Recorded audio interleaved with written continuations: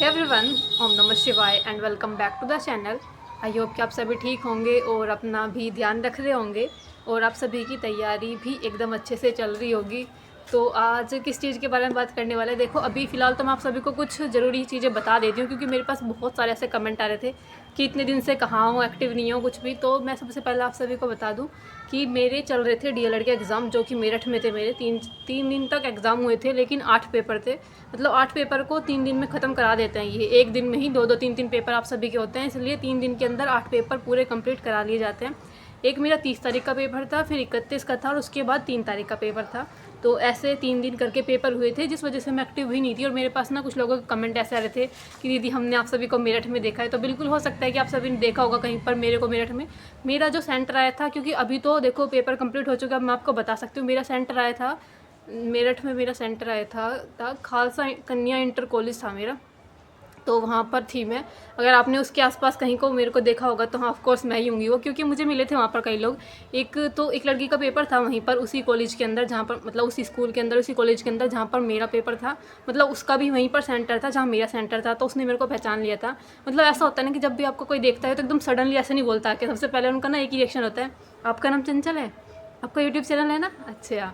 फिर वो करने लगता है कि हाँ थोड़ा सा बात करते हैं। तो ऐसे ही था। एक और मिले थे कोई, और एक का मेरे पास किसी का कमेंट आया था कि मैंने आपको आवाज़ भी लगाई लेकिन आपने सुना ही नहीं। तो ऐसा हो सकता है कि मैं बाइक पर हूँ, या शायद आपने पीछे से कभी आवाज़ लगाई हो तो मुझे ना पता चला हो। नहीं तो ऐसा तो नहीं है कि भी इग्नोर करके जाऊँगी, ऐसा तो कुछ नहीं है। क्योंकि और भी लोग मिले थे, मैंने सभी से बात की थी, जितने भी लोग मेरे को वहाँ पर मिले थे।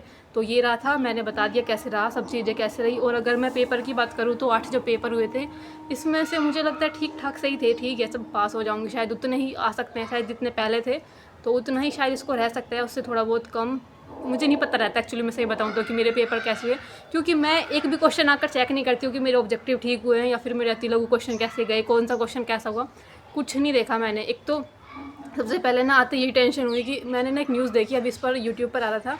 तो वहाँ पर कुछ एक टीचर ने बताया था कि अभी जो आपके एग्ज़ाम है वो दिसंबर में हो सकता है। मतलब एक तो मैं 1 मंथ से वैसे ही पढ़ाई नहीं हो पाई मेरी डीएलएड के चक्कर में। मतलब 8 पेपर की तैयारी की, और उसके बाद अभी मेरा 7 नवंबर का डीएलएड के प्रैक्टिकल्स चलने वाले हैं। तो मैं उसकी फ़ाइलें बनाने में लगी हुई हूँ। 8 फाइलें बनेंगी, 2-3 चार्ट बनेंगे, ये सब चीज़ें रहने वाली हैं। और डीएलएड का प्रैक्टिकल है तो उसका भी थोड़ी सी चीज़ें पढ़नी पड़ेंगी। मतलब 1 मंथ से मेरी यूपीएसआई की वैसे भी कुछ तैयारी नहीं हुई। एक तो इस टाइम पर इतना डिमोटिवेट फील हो रहा है, मुझे ऐसा लग रहा है कि मैं सभी से 1 मंथ पीछे हो चुकी, ना मुझे कुछ आता, ना मेरे से अब हो पाएगा।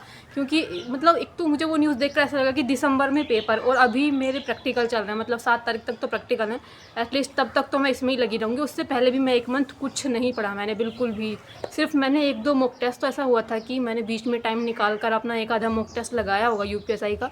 लेकिन उसके अंदर अगर मैं पढ़ाई की बात करूँ, ना मैथ में ना रीजनिंग में, किसी भी सब्जेक्ट में मैं कुछ नहीं पढ़ पाई 1 मंथ तक। तो इसलिए इस टाइम पर मुझे बिल्कुल ऐसा लग रहा है कि मैं कहाँ ही हूँ, मतलब कहाँ मेरी तैयारी चल रही है, कैसे क्या क्या चीज़ें कंप्लीट होंगी। और दिसंबर में हो जाता है तो मुझे लगता है बहुत ज़्यादा मेरा तो बेकार चला जाएगा। अगर दिसंबर में हुआ तो दिसंबर में तो बिल्कुल नहीं होना चाहिए। तो ये सब चीज़ें आप सभी से बतानी थी। आई होप कि आप सभी ने तो इतना 1 मंथ में अच्छे खासी अपनी तैयारी कर ली होगी, क्या क्या चीज़ें चल रही हैं। और मुझे आप सभी ये बताना कि मुझे भैया ने बीएनएस और बीएनएसएस वाला पार्ट करा दिया है क्या, क्योंकि मैंने तो उनकी काफ़ी सारी वीडियो देखी, लेकिन मुझे उनके बाकी सभी चीज़ें मिल गई थी। मूल विधि वाला पार्ट भी मिल गया और जो उन्होंने संविधान पढ़ाया वो भी मिला है, लेकिन मुझे बीएनएस से रिलेटेड कहीं कुछ उनकी वीडियोज़ नहीं मिल रही थी। तो इसलिए मुझे थोड़ा सा कन्फ्यूज़न था, क्योंकि मुझे अभी थोड़ा सा ना यही वाला पार्ट पढ़ना है। इसमें मैंने बिल्कुल भी कुछ नहीं पढ़ रखा दोनों ही पार्ट में, चाहे वो बीएनएस हो या फिर बीएनएसएस हो। तो ये दोनों चीज़ें रह रही हैं। और वैसे भी जितना भी पहले पढ़ा था वो मुझे लगता है सब ऊपर से जा चुका होगा मेरे। वैसे भी जीके जीएस का पढ़ा हुआ मेरे बिल्कुल भी कुछ भी याद नहीं रहता।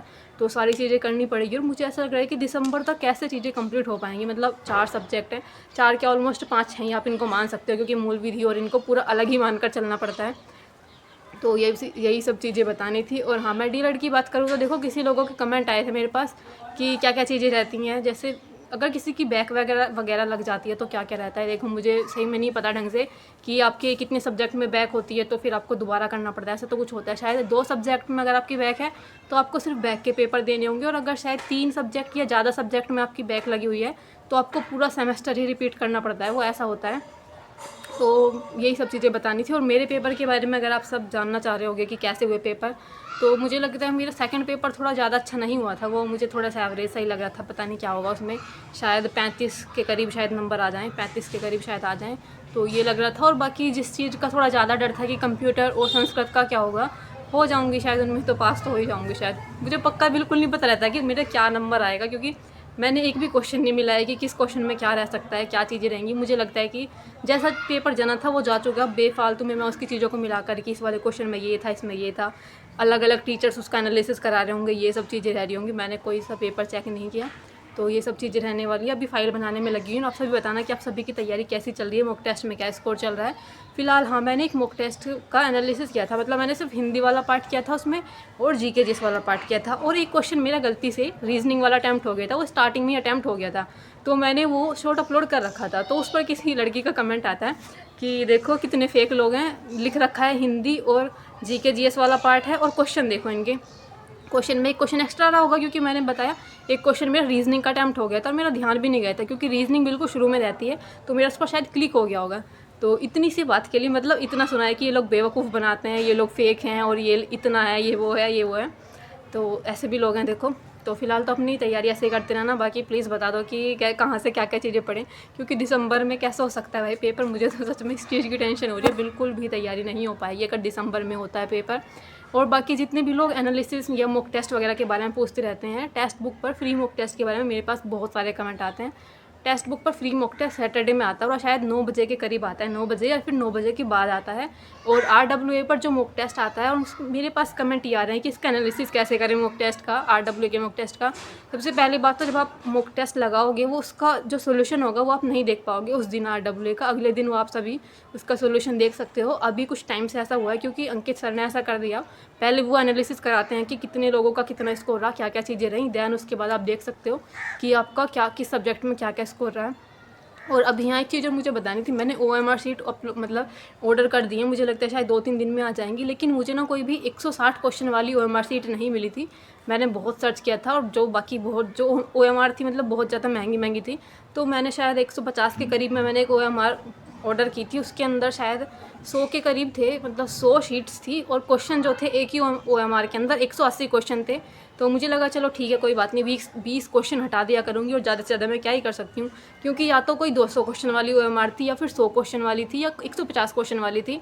तो मुझे 180 वाले क्वेश्चन वाली ठीक लगी कि चलो ठीक है, 160 की जगह मतलब 180 की जगह 180 उसके अंदर है, लेकिन हमें तो 160 करने हैं। तो ये चीज़ें रही थी हाँ। तो बस यही सब चीज़ें मुझे आप सभी से बतानी थी। OMR शायद 2-4 दिन में आ जाएगी, और ऑफलाइन मॉक टेस्ट की तैयारी करेंगे। अपने ऑफलाइन मॉक टेस्ट लगाना भी ज़रूरी है, क्योंकि आपने देखा होगा जब भी आप ऑफलाइन मॉक टेस्ट लगाते होंगे ना, स्कोर बहुत कम जाता होगा। मैंने भी एक ऑफलाइन मॉक टेस्ट लगाया था, उसमें शायद 287 के करीब स्कोर था। तो ये इसलिए ऑफलाइन मॉक टेस्ट में ना ऐसा रहता है कि जब तक हम खुद से अपना पूरा गोला भरकर वो उसको पूरा नहीं करेंगे ना, तब तक हमें पता नहीं रहेगा कि एग्जैक्ट कितना टाइम लगता है। ऐसे तो हम ऐसा है कि 15 मिनट का भी छोड़ दिया अपने पेपर में, मतलब 15 मिनट निकाल दिए एक्स्ट्रा, और उसकी या 20 मिनट निकाल दिए, लेकिन जब रियल OMR फिल करते हैं तब उसका बिल्कुल अलग ही टाइम काउंट होता है। तो इसलिए एक बार रियल OMR पर करके देखेंगे क्या क्या चीज़ें रहने वाली हैं। तो बस यही सब चीज़ें बतानी थी। और अभी मॉक टेस्ट तो मैं जो सैटरडे में आएगा टेस्ट बुक का वही वाला लगाऊंगी। और इसी बीच जो आप सभी ने देखा होगा ना कि जो वीडियोस वगैरह आ रही थी, जिस दिन मेरा एग्ज़ाम था उस दिन भी शायद आई होंगी, तो ये सब मैंने अपलोड नहीं की थी, ये सब मैं पहले ही कर चुकी थी, मतलब एग्ज़ाम से पहले ही। एग्ज़ाम 30, 31 और 3 तारीख का था, उससे पहले ही आई थिंक 24, 25 या 26 में शायद मैंने वो शॉर्ट्स पहले अपलोड कर दिए थे। मैंने उन पर टाइमिंग सेट कर दी थी कि इस दिन ये अपने आप टाइम से अपलोड हो जाएंगे, मतलब पब्लिक हो जाएंगे, वो ऐसा रहता है। आपने शायद ये वाला सिस्टम देख रखा होगा सभी को, मुझे लगता है सभी को पता होगा कि आप ऐसे ही पहले टाइम से अपलोड कर सकते हो। आप उसको 1 मंथ बाद, 1 साल बाद, कभी भी उसका आप टाइम सेट करके रख सकते हो कि ये जो वीडियो रहेगी इतने टाइम बाद पब्लिक हो जाएगी यूट्यूब पर। तो इसलिए जो वीडियोस आ रही थी, जितने भी लोग बोल रहे थे कि आप तो एग्ज़ाम देने का ही हो, ये वीडियो कैसे आ रही हैं, तो वो सब मैं पहले ही अपलोड कर चुकी थी। अब जब आपने कुछ चीज़ शुरू किया तो फिर उसको मुझे लगता है पूरा कंप्लीट करना ही चाहिए, ख़त्म करना ही चाहिए। तो बंदर आ चुके हैं, मुझे लग रहा है इधर ज़्यादा ही बंदर आ रहे हैं। तो bye bye, take care and Radhe Radhe.